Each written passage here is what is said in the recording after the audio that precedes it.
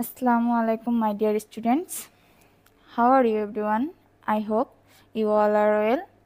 I am also fine. Today we will learn about lesson 9.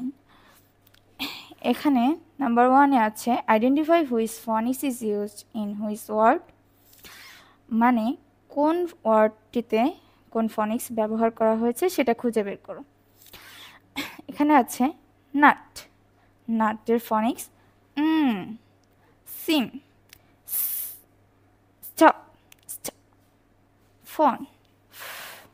এখানে PH এর একসাথে phonics হবে shop, them, the, earth, pet, lamp, ও, home. Number 2 তে আছে oral word meaning English to Bangla. Rose গোলাপ, rain বৃষ্টি, সোপ সাবান, সান সূর্য, ট্রি গাছ, টি চা, আঙ্কেল চাচা, আমব্রেলা ছাতা, ভেইন শিরা, ভিটামিন খাদ্যপ্রাণ অথবা ভিটামিন। নাম্বার 3 আছে অরাল ট্রান্সলেট ইনটু ইংলিশ।